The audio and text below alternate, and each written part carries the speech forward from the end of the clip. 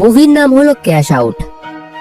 মুভিটি শুরু হয় ম্যাসন এবং এমিলিয়া নামের এক দম্পতিকে দেখিয়ে, যারা তাদের প্রাইভেট প্লেনে চেপে এক বিলাসবহুল পার্টির উদ্দেশ্যে যাচ্ছিল। খুব শীঘ্রই তারা সেখানে পৌঁছায় এবং পার্টি উপভোগ করতে শুরু করে। কিছুক্ষণ পর তাদের দেখা হয় প্রেস নামের এক ব্যক্তির সাথে, যে সবার মধ্যে সব থেকে ধনী এবং এই পার্টিটির আয়োজন তিনিই করেছিলেন।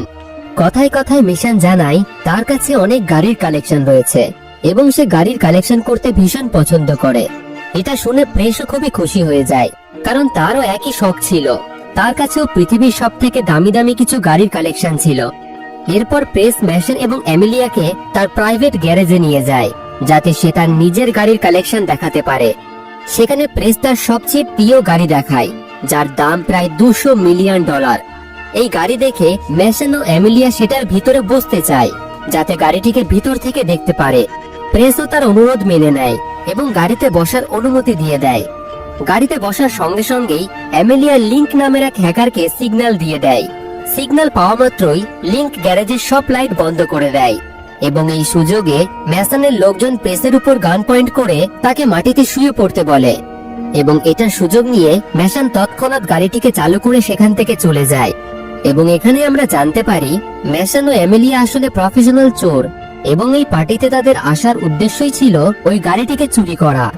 এরপর তারা গাড়িটিকে একটি বড় ট্রাকে তুলে এই দেশ ছেড়ে পালানোর চেষ্টা করে, কিন্তু তার আগেই এফবিআই তাদের পিছু নেয়। ম্যাসনের মনে প্রশ্ন জাগে, এফবিআই তার পরিকল্পনা জানলো কিভাবে? তখনই এমিলিয়া ম্যাসনের দিকে বন্দুক তাক করে আর তার সকল সন্দেহ দূর হয়ে যায়। আসলে এমিলিয়া কোনো চোর নয়, বরং একজন এফবিআই এজেন্ট, এবং সে তার সাথে ভালোবাসার ভান করছিল শুধু ম্যাসনকে হাতে নাতে ধরার জন্য। ম্যাসনের মন ভেঙে যায়, কারণ সে এমিলিয়াকে সত্যি ভালোবাসতো। তবুও সে তার টিমকে প্ল্যান বি চালু করতে বলে, যার ফলে তার অর্ডার পাওয়া মাত্রই তাদের সকল গাড়িগুলি রাস্তার পাশে নদীতে গিয়ে ফেলে দেয়। এতে তারা গাড়ি চুরি করতে না পারলেও এফবিআই এর হাত থেকে তারা বেঁচে যায়। এইভাবেই 3 মাস পরের দৃশ্য দেখানো হয়। ম্যাসন এখন চুরি ডাকাতি ছেড়ে শহরের বাইরে গা ঢাকা দিয়ে একটি সাধারণ জীবনযাপন করতে শুরু করেছে। একদিন তার ছোট ভাই সন এসে তাকে বলে যে সে একটি ব্যাংকে ডাকাতির পরিকল্পনা করেছে, তবে এই কাজে তার ম্যাসনের সাহায্যের দরকার। ম্যাসন থেকে জানায় সে তো চুরি ডাকাতি অনেকদিন আগেই ছেড়ে দিয়েছে এবং অবসর নিয়েছে, আর নতুন ঝামেলায় সে আর জড়াতে চায় না। আসলে এমিলিয়ার তাকে ঠকানোতে তার মন ভেঙে গেছিল। সন তাকে অনেক বোঝানোর চেষ্টা করে, কিন্তু সে কোনো রকমেই রাজি হয় না। তবে সেখান থেকে যাওয়ার আগে সে ম্যাসনের হাতে একটি ফোন দিয়ে যায়, যাতে মন বদলালে তার সাথে যোগাযোগ করতে পারে। এইভাবেই 3 দিন কেটে যায়, তবে ম্যাসনের সিদ্ধান্ত বদলায় না। ডাকাতির দিন লিংক তাকে ফোন করে জিজ্ঞাসা করে সে কোথায়। আজ তাদের ব্যাংকে ডাকাতি করার দিন, তাকে তো এতক্ষণ চলে আসার দরকার ছিল। ম্যাসন অবাক হয়, কারণ সে তো শনকে এই মিশনে যুক্ত হতে মানা করে দিয়েছিল। আসলে শন টিমের সবাইকে বলে দিয়েছিল যে ম্যাসন রাজি আছে। ম্যাসন তার ভাইয়ের উপর খুবই রেগে যায়, তবে এখন আর কোনো উপায় না দেখে পরিস্থিতি সামাল দিতে ম্যাসন বাধ্য হয়ে এই মিশনে যুক্ত হয়। অন্যদিকে শন ওই ব্যাংকের বাইরে একটি কফি শপে বসেছিল, কারণ ওই ব্যাংকের ম্যানেজার প্রতিদিনই কফি শপে কফি খাওয়ার জন্য আসে। এবার যখনই ওই ম্যানেজার কফি খেতে সেখানে আসে, শন ব্যাংকের ম্যানেজারকে বন্দুক দেখিয়ে জিম্মি করে নেয়। তাকে নিয়ে ব্যাংকের ভিতরের দিকে যেতে শুরু করে, কিন্তু ঠিক সময় মতো ম্যাসন এসে তাকে বাধা দেয়। ম্যাসন তাকে জানায় এই প্ল্যান কোনো মতেই ঠিক নয়, এতে সকলেই মারা যাবে। তবে শন বলে এখন অনেকটাই দেরি হয়ে গেছে, টিম ইতিমধ্যে ব্যাংকের ভিতরে ঢুকে গেছে। ব্যাংকের ভিতরে যাওয়ার পর ম্যাসন দেখে ভিতরে সকলে ছদ্মবেশে কাস্টমার সেজেছিল। অন্যদিকে শন ম্যানেজারকে বন্দুক দেখিয়ে ভল্টের দরজা খুলতে বলে, কিন্তু ম্যানেজার চালাকি করে ব্যাংকের অ্যালার্ম বাজিয়ে দেয়। সঙ্গে সঙ্গে ব্যাংকের সকল গার্ডেরা গুলি চালায়, কিন্তু ম্যাসনের টিম তাদের সহজেই শেষ করে ব্যাংকের সকল কাস্টমার এবং কর্মীদের জিম্মি বানিয়ে নেয়। ম্যাসন শনকে জিজ্ঞাসা করে আসলে তারা এই ব্যাংক থেকে কি চুরি করতে চায়। শন বলে তারা একটি লকারে ডাকাতি করার জন্য এসেছে, যেটা ইসাবেল ফেরো নামে এক মহিলার নামে রয়েছে। সেই লকারের মধ্যে একটি হার্ড ড্রাইভ রয়েছে, যার মধ্যে মিলিয়ন মিলিয়ন ডলারের ক্রিপ্টোকারেন্সি রয়েছে। এটা শোনার পর ম্যাসন ম্যানেজারকে নিয়ে লকার রুমে যায় এবং লকারটিকে খুলতে বলে, কিন্তু লকারটি খুলতে 2টি চাবি লাগে। একটি ম্যানেজারের কাছে আছে এবং আরেকটি ইসাবেল নামের ওই মহিলার কাছে। কিন্তু এদিকে শন দ্বিতীয় চাবিটির কথা জানতোই না। সে ভালোভাবে না জানার পরেও তার টিম নিয়ে ব্যাংকে ডাকাতি করতে চলে এসেছে। এটা শোনার পর ম্যাসন তার উপর প্রচন্ড রেগে যায়। কিন্তু তাদের কাছে লিংক নামে ওই হ্যাকার মেয়েটি ছিল। ম্যাসন তাকে লকার হ্যাক করে তার কোড বাইপাস করে সেটি খুলতে বলে, যার ফলে কিছুক্ষণের মধ্যেই সে লকারটিকে হ্যাক করে খুলে ফেলে। কিন্তু অবাক করার বিষয়, ভিতরে তারা কোনো হার্ড ড্রাইভ পায় না। এটা দেখে ম্যানেজার হাসতে শুরু করে এবং তাদেরকে জানায় তারা যেটি খুঁজছে সেটা এখানে পাওয়া যাবে না, তবে সেটি কোথায় আছে সেটা কেউই জানে না। তার ভাইয়ের এই খারাপ পরিকল্পনার জন্য ম্যাসন তার উপর প্রচন্ড রেগে যায়। কিছু না জেনেই কোনো রকম রিসার্চ না করেই সে এই ডাকাতির পরিকল্পনা করেছে। এদিকে বাইরে এফবিআই এর পুরো টিম ব্যাংকটিকে ঘিরে ফেলেছে এবং এফবিআই টিমের নেতৃত্বে রয়েছে এমিলিয়া, মানে ম্যাসনের এক্স গার্লফ্রেন্ড। এমিলিয়া ম্যাসনের টিমের সাথে যোগাযোগ করে, তবে লিংক তাকে নানান কথার মাধ্যমে ব্যস্ত রাখার চেষ্টা করছিল। কিন্তু এমিলিয়া এইসব বিষয় ভালোভাবেই জানতো, তাই সে সরাসরি ম্যাসনের সঙ্গে কথা বলতে চায়। লিংক ম্যাসনকে জানায় এফবিআই তার সাথে কথা বলতে চায়। ম্যাসন সনকে ম্যানেজারের উপর নজর রাখতে বলে লিংকের কাছে পৌঁছায়। ফোনে যখন সে এমিলিয়ার আওয়াজ শোনে তখন তার পুরনো দিনের সকল কথা মনে পড়ে যায়। কিন্তু এখন সে তার গার্লফ্রেন্ড নেই, এখন সে এফবিআই এর হয়ে কাজ করছে এবং তাদের ধরার জন্যই এখানে এসেছে।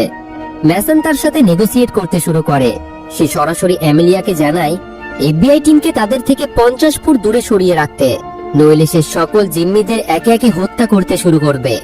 সে এমিলিয়াকে তাদের জন্য পিৎজা ও বিয়ার আনতে বলে, আর এটি সে নিজে হাতে ব্যাংকের ভিতরে নিয়ে আসবে যাতে তারা সামনাসামনি কথা বলতে পারে। এমিলিয়া আর কিছু না ভেবেই রাজি হয়ে যায়, তবে এর বদলে সে 2 জন জিম্মিকে ছাড়ার শর্ত দেয়। ম্যাসন তার এই শর্তে রাজি হয়ে যায়। এরপর ম্যাসন সকল জিম্মিদের ব্যাংকের উপরের হল ঘরে নিয়ে যাওয়ার আদেশ দেয় এবং এমিলিয়ার আসার অপেক্ষা করতে থাকে। কিছুক্ষণ পর এমিলিয়া খাবার নিয়ে আসে এবং সেগুলি নিয়ে ব্যাংকের ভিতরে প্রবেশ করে।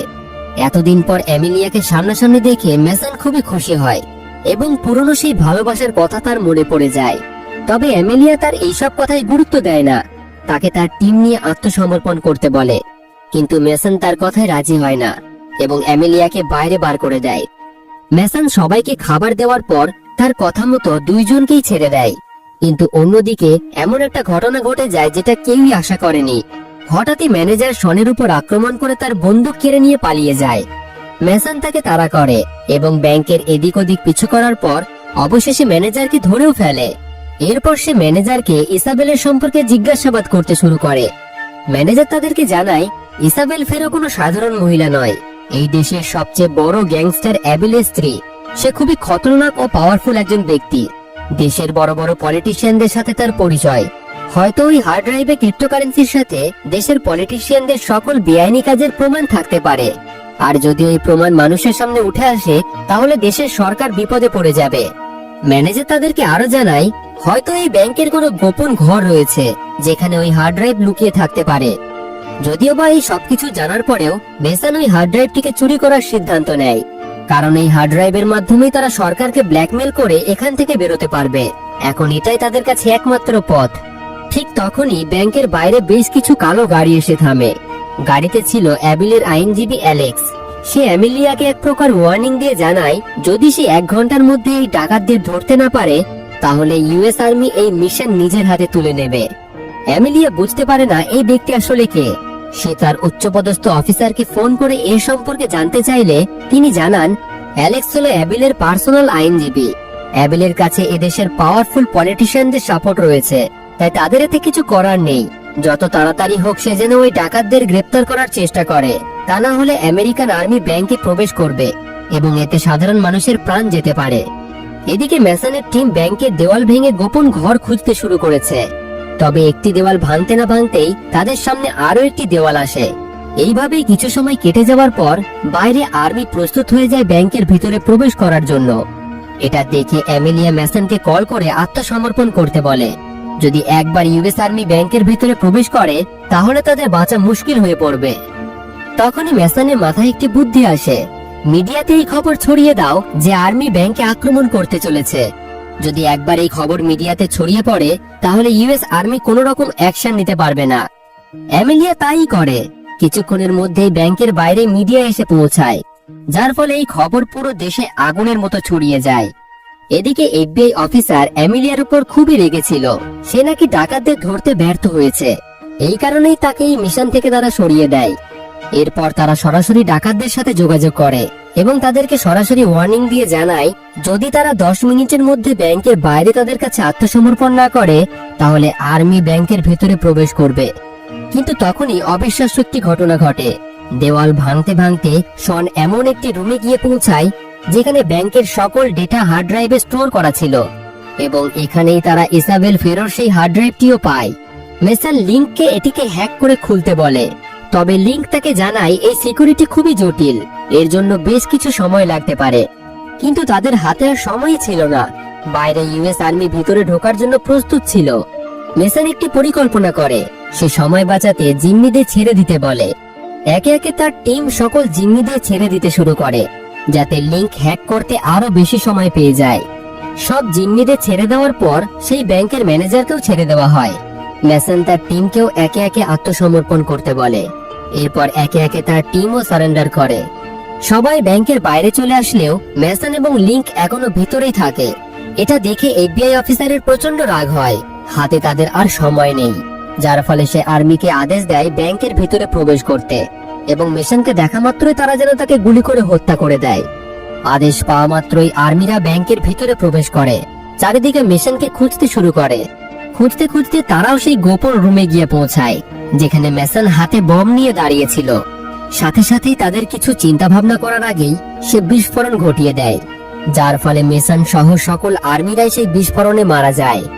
এইভাবেই তার ভাইয়ের খারাপ পরিকল্পনার কারণে মেসনের প্রাণ চলে যায়। তবে আপনারাও যদি এটাই ভেবে থাকেন যে মেসন মারা গেছে, তাহলে একটু দাঁড়ান, একটি টুইস্ট রয়েছে। কয়েক মাস পর এমিলিয়া এফবিআই থেকে ইস্তফা দেয়, কারণ সে এই দুর্নীতিতে ভরা অফিসারদের সাথে কাজ করতে চায় না।